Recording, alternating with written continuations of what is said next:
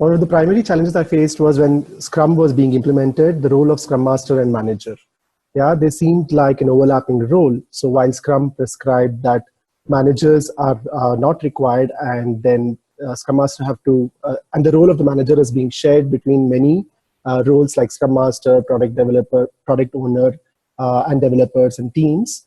While it became practically difficult for organizations to implement that change because without a manager, it's hard to imagine an organization to function because there are routine things that manager is supposed to do.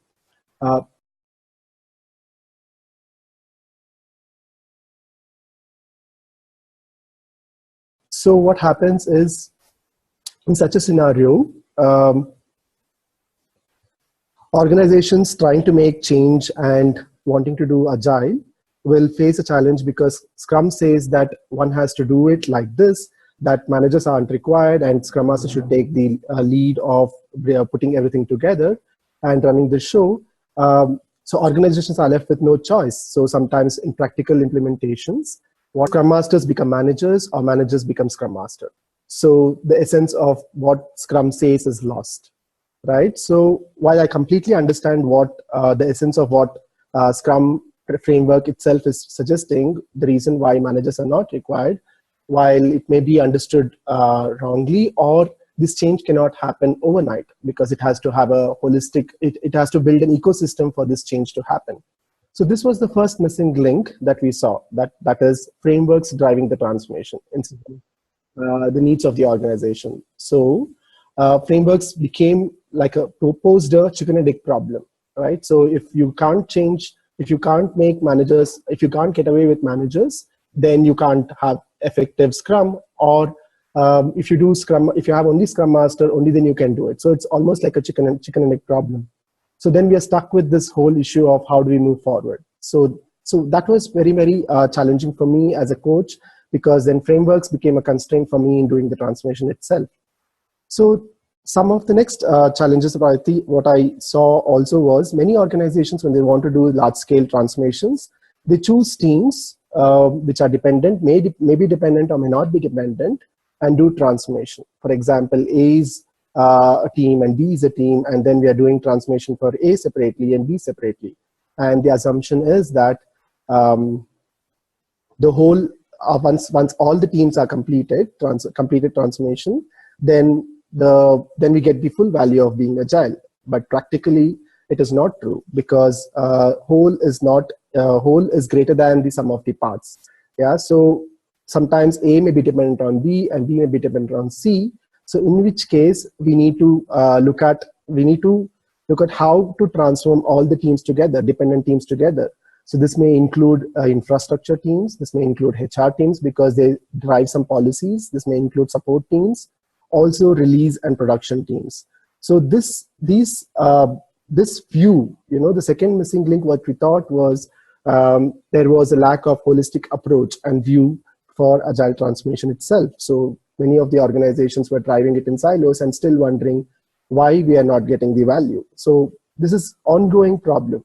Yeah. So that was second example, or second challenge that I was facing. Yeah. Third part was also that many times when we're doing agile implementations, frameworks are suggesting what to do at the process level. Yeah. So it says how to collect requirements, how to write code, what is best technology to use, and how to do a demo, how to do release, and all of it. So it's very good when we understand the what part, but the real challenge is how to do these changes, because that means we are used to doing one way. We are used as organizations and people to develop software in one way that we know for many years. Yeah, and that means when we are trying to tell them to do it differently, it calls for new behaviors and new beliefs about how to do software itself, how to do development itself. So this was the third missing link that we saw, which was predominant, that agile became mere process implementation. Yeah, that means so what we are suggesting is that instead of looking at process implementation, it is more than just process, but it is like a change management. It doesn't happen overnight. It doesn't happen just by implementation of what to do things. Because sometimes I've seen in my own practice that though the teams are following all of the practices, like they do Scrum, they do stand-ups, they do planning, they do retrospection, it's just done as BAU. Yeah. Yeah, so I can also see convincing the middle management as one of the comments, and it's very much true, because now, because Scrum says we have to do stand-up and managers are outside the stand-up, later point they will come and interact with the people and then ask for status even then. So it's not just a process implementation. It calls for change at process level, of course, at technology level, at structural level, how people are structured, at leadership level, and at culture level, which is very, very important. We see, so when we saw these three types of challenges that we are facing, what we saw was, let's take some steps back and understand what is the real goal of transformation. I think that more than process implementation challenges, the bigger challenge is change of mindset. Without that, agile adoption is bound to fail. It is absolutely true, yeah, because like we said, what is our belief about how do we develop software? What is our belief about how to engage with customers? What is our belief about managers? So it's change begins at self. On the similar lines of charity begins at home. Yeah. When we believe in the new system, when we have an ecosystem to change, when our environment supports this change. Gunjan, you have any comment on this change begins at self? Like I said, self as an instrument of change. And I think that's absolutely what works. Unless one is willing to change oneself and use that to impact the others, change is very difficult to bring about in a larger system. And I'll talk about that a little more when we look at a systemic change, and I'll share an example of that also. Yeah, took a few steps back and asked ourselves, what is the real goal of Agile? I think by looking at the basics, so we felt we have to go back to basics and ask this question. So for us, when you look at what is the goal of Agile, it is really to create self-organized, self-sustainable systems. Yeah, that means a group of people work together as a system and deliver what the customer wants. Yeah, so that is the goal. So when we look at that goal, so we started asking, okay, what do we have to do with it? Where in Agile do we find a start to this? So that's when we went back to manifesto, that is the values, right? So I'm just quoting the manifesto now, that is individuals and interactions over process and tools, working software over comprehensive documentation, customer collaboration over contract negotiation, and responding to change over following a plan. So it's very interesting that though it is simple and it's yet powerful. Yeah. So when we do all of these, it's not about doing this, because we strongly believe these are values to be inherited and imbibed in the imbibed in the organization itself. So when we do this, when we are following these values, is when we thought we could achieve self-organization. But there was still something lacking. So we thought there are two things that we have to do. One is go back to basics and look at the manifesto as our guideline, and take a systemic approach, take a holistic view of what is the organization, what is the system, and then use that systemic approach to transformation. So combining these, I will ask Gunjan to, I'll invite Gunjan to share a little more about what does systemic view mean really. So our philosophy is based on these two things. That is, one is manifesto and systemic approach. Important aspects for us, therefore, is really about how do we take a systemic view. And what I thought might be helpful for this conversation for us is, if I take an example of a change effort, really, which those of you who live in Bangalore will be quite familiar with. As a city, we've been grappling with that. And really to also then draw parallels with what happens in organizations, and why taking a holistic approach becomes very, very critical for any kind of transformation that we are willing to do or wanting to do. I live in Bangalore, and the city has been having a challenge of garbage management for a very long time now. Like I said, those of you who are from Bangalore are probably very familiar with that. And where I live, it's a small apartment complex, about 120 apartments. 2 years ago, we started the whole process of garbage segregation, segregation at source, because it became apparent that the only way to manage the menace of garbage in the city is really if we are able to segregate garbage at source. So a group of very enthusiastic bunch of people from our apartment got together, said, okay, let's implement this. All we need to do is, as we were told, 2 bins, 1 bag, and we just have to tell people, and everybody will start segregating garbage at source, and we would be a clean apartment. We wouldn't be, dumping any garbage into the city. We started with that. We got people from our apartment together, spoke to them, had a presentation. Everybody was given 2 bins, which is to segregate wet waste, dry waste, and a bag. And we thought, yeah, that's it. We've done our work, and we will see results. It really didn't happen that way. We continued to struggle. So while people knew that segregation was important, doing it was difficult. And we realized that it wasn't happening. The waste was still getting mixed. We weren't getting the results that we were looking for. When we started looking at what's happening, we realized that the housekeeping staff, which collects this, did not know how to segregate it. So they were mixing it. And many of us have household help, and they were not aware of what needs to be done. So it's like saying one part of the system knows what needs to be done, the other part doesn't.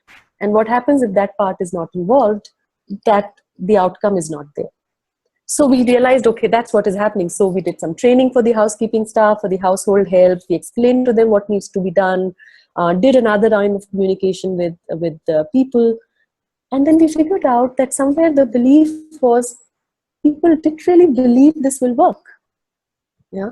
So unless we believe that this will work, there were people who came back to us saying, too much trouble. You are expecting us to maintain 2 bins, 1 bag. I can't just segregate. Why can't I just throw everything together? Rest of the world is not doing it. And then you start really seeing what it means to take a systemic view and what happens if one doesn't do that. So we need to work with people on their belief. We need to work at the back end with making sure that the staff was trained. And then we thought, okay, now we will get it done and things will be sorted. Not really, and it was some months that we were already in this transformation. What we realized was that the collector, the agency which was collecting the garbage, would pick it up and then mix it all together. So we were back to square one. Yeah, so it's like one team is implementing Agile in an organization, the other team continues to do it in a certain way. Product requirements collected in their own way. So what happens? The outcome is really not there. So we had to look at that problem. When we realized that, then we had to change the agency, get somebody who understood what it means to segregate garbage and can take it in that format, so that really there is no more mixing of this.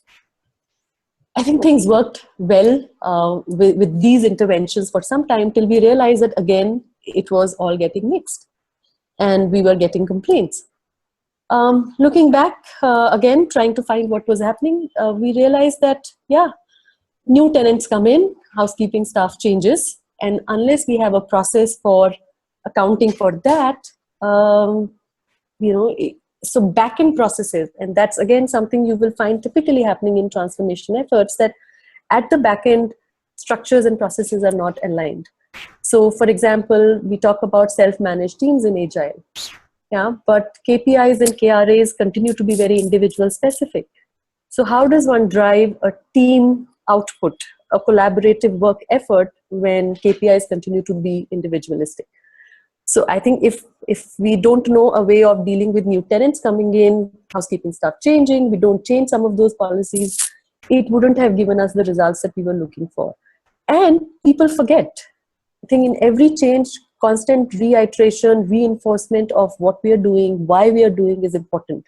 So it wasn't enough to just tell once. We had to keep doing it again and again and again. And, I was just sharing with Deepak, just yesterday we got a mail from one of our partners who is helping us in this whole process to say that in 2 years, last month for the first time, that as an apartment complex, we generated 0 waste. What that means is that all the dry waste went for recycling, all the wet waste was clean, Therefore, it would go in for composting, and the rejects were separate, so they could go in for, to the landfills. It took us 2 years. And that's like any other change effort, right? If you look at what happens in organizations, it's pretty much the same thing. Change takes time. People's beliefs have to change. Their behaviors have to change. Systems and structures and processes in the back end have to change. And all of this has to come together. Only then can things change. So not taking a systemic view, and I think, being a change practitioner, I learned a lot in this whole process of working with the community on this aspect. And I think the same learnings apply for us when we look at our own organizations. So that's really the whole aspect of systemic view, taking a systemic view. And what we do when we take a systemic view, really, what we say that there is no one way of looking at things when we look at the entire system. There is no one absolute truth. Together the system has to construct its own reality and look at what's happening for each one of us. We're so brought up in the mechanistic view of the world that there has to be a right and wrong. Context is not so important, whereas really context is important. So, if you look at the garbage issue, India as a country had a different problem, and therefore segregation at source. There aren't many places where segregation at source happens. But for us, that seems like the best way to approach this problem given the context. So when we take a systems view, we really start looking at what's the context of this system. What will work here? What will not work here? And therefore, there is no cookie cutter approach. There is no saying this works in one place, so therefore it will work everywhere. And there is no linear cause and effect. So to simply say, okay, we make one team agile, we ask them to do implementation, and then we don't expect others to change, it doesn't work like that. And when we make a small change, it has an impact on other parts of the system. So really to look at multiple interactions. And I think the most important aspect of taking a systemic view is that the way of working is that one starts listening to other systems, one asks questions, there is a dialogue, there is reflection, and all that I think is very much in alignment with the agile values, the manifesto values of working together and process over. So for us, this really seemed like the way to work when we approach any kind of agile transformation or any transformation, because organizations are systems. They are not mechanical, they are not mechanistic in that sense. And unless we can recognize that interdependence of various parts within the system, any change effort may be difficult, including whatever we do in agile, which is wonderful methodology. Yeah. We asked ourselves, okay, if one has to be agile, so our whole philosophy is not doing agile. Yeah. So the two guiding principles for our philosophy is, one is going back to manifesto and then taking a systemic approach. Then we asked ourselves, how will it be for a team to be agile? Yeah, and then not just be doing agile, not making attempts to do agile. So the answer was, is when in one of the teams that we were working with, which has a very volatile market, basically. As a customer needs are changing very drastically because of their own needs in the market. And the team was following Scrum. So the Scrum says in between the sprints, you can't change a requirement, which is true because it's for a reason. Yeah. Then this customer wanted a change because it was very important, small change that was needed for their market to succeed, for their product to succeed in the market, right? So when they asked the team refused to take that change because they said, okay, in between the sprints, I will not take this change. So the question is, for what are we doing, what we are doing as a team? It's for the customer and for the market. So when we take a mechanistic view and use the frameworks, we almost get stuck by its suggestions as rules. Yeah. So, but instead, when I worked with this team and we started having a conversation with the customer on asking what is the importance of it, how can we accommodate it, and not just going by what Scrum says. Yeah. While there is a huge value in what Scrum prescribes as don't take changes in between, it doesn't mean that we never accommodate changes. Yeah, because there is a balance to be maintained, because customers, developers says, or development team says that customers will take advantage of this advantage and exploit us by asking many changes in between, while the customer says I am restricted to make a small change because it's important for my market. So this is like a stuck place for us. So when we take a systemic approach, there is no one truth, there's no one rule, right? So we need to really work with the work. And when we have that even view about there's no one truth or one rule, our conversations with the customer becomes different. We are open for a dialogue with the customer. So this team actually worked with the customer to ask how important this change was, and what would it make, what difference would it make if one has to take this change into the market, and so not just get stuck by what Scrum says, that no change is accepted in the sprint. So this is some of the examples. Like for example, in stand-ups, managers not being in the stand-up. So but manager needs to know if there's any issues or any problems that he needs to get involved, which is not in the access of Scrum Master or the team. Yeah. So in the mechanistic view, that means, okay, if managers are there, then the teams are demotivated because he goes on asking status. But there's a real need for managers. So again, frameworks become a constraint for managers. So when we look at a systemic view and going back to philosophy, having process, people over process as important, then we engage with the manager and also explain what is needed, and also draw boundaries when he is asking status which is not relevant for him at the moment. So this is how we started working, taking two things. What we do is, when we work with the teams, we take manifesto as a guideline and systemic approach, and work with the teams to build their working structures. So in doing this, we saw a pattern, and that pattern got developed into an approach which is called system-driven transformation. Yeah, so system-driven transformation is not a framework by itself. It is a thinking approach, like how test-driven development is a way to code. Like it's not a framework to write code. It's a way to think about code and design. Similarly, system-driven transformation is a way that one can look into before transformation, or during the transformation, or at the end of the transformation, which we will have a dedicated 1 hour slot again on 11th of March at the same time. We will keep you posted on that, where we'll discuss about the more details about what system-driven transformation approach itself is. There's a question about feedback loops. I'm assuming feedback loops means how do we have feedback from the customer? Is it right? When we take a systemic approach, yes. And also one of the values is in customer collaboration is one of our big values in Manifesto.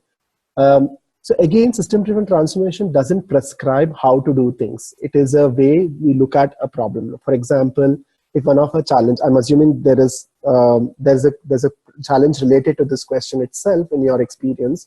For example, we're not getting enough, or the quality or the feedback we're getting from the customer is not realistic, or not good, or not appropriate. Then I think there is something beyond just demo. Yeah, because demo is the place where we also engage the customers. Yeah, if it's Scrum or in Kanban, whenever the customer wants, he can see the product.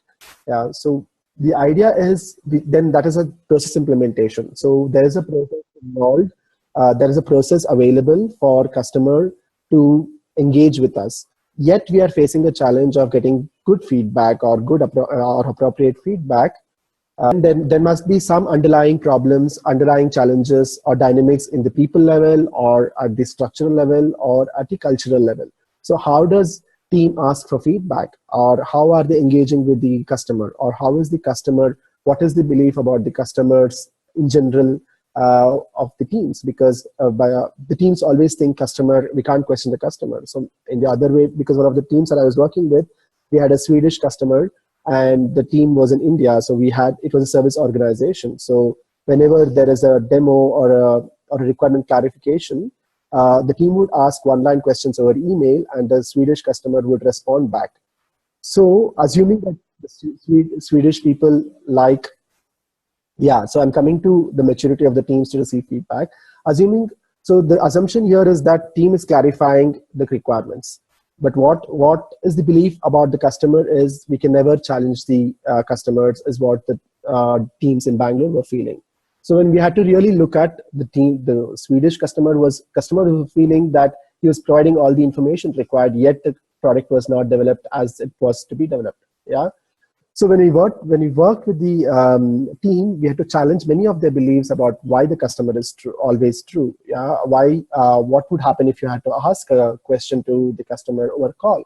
Yeah, even at those levels, which is not a prescriptive. So it really depends on what is the dynamic between the team and the customer. And it's an interesting question what you're asking, Gurpreet, also about the maturity of the teams to receive feedback. And it really depends on it is a double-sided coaching. That means we need to coach the customer to give objective feedback and appropriate feedback, and also work with the teams to know that feedback is for the progress of the product, yeah, for the efficiency of the product. And it does not be always related to the ability of the teams. It's technical competency and ability of the teams. So we need to really work with the teams to separate that and take the feedback objectively. I know I'm being very prescriptive, but from my own experience with this team, I have just shared what I would do.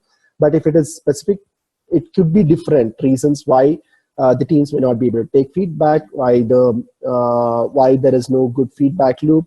It depends on each teams, because what we say in Agile also is each team is different. So we really need to look at like what just Kunjan shared about what is social context of it, what is the cultural context of the teams, what is the beliefs about the customer, what is the belief about feedback, and all of this. Gunjan, you would like to share anything about this feedback thinking, feedback and maturity of the teams? As you were talking about it, the one thought that came to my mind was, okay, so the teams which are capable of doing the design, self-organized, self-managed, that's the expectation. Then, what's the assumption when we say that teams may not be able to take feedback or willing to take feedback? And those really are the questions to look at. Those really are the assumptions to clarify. And of course, there are processes. In fact, Peter Senge in his book Learning Organizations speaks about feedback loops. And learning organizations are organizations which have those feedback loops, because without that loop getting closed, how does one learn? How does one know that what one has done is really what was expected or required to be done? So I think feedback loops are absolutely critical. And yeah, like what you also shared, depending on the context of the team, maturity, and how it needs to be implemented. Right about that it is based on the principles of systems thinking. So when we say a system-driven transformation, I think we are very much keeping the system center stage. So it is based on the principles of systemic thinking. It also looks at socio-technical systems approach to change. And socio-technical systems approach came to view in 1950s, work of Eric Trist and Tavistock Institute, where they realized that every time there is change in technology, there needs to be a corresponding change in the social system as well, because the two are linked. There were very famous experiments called Hawthorne experiments, and those of you who are interested can read more about them on the net. So certainly it is very much grounded in the systems thinking approach. Like what you have shared, Gurpreet, about one should not try to attach any person to any feedback. Yeah, and that really means coaching with the person who is giving feedback and also person who is receiving feedback. Sometimes we need to separate out the individuals from the work itself. Yeah.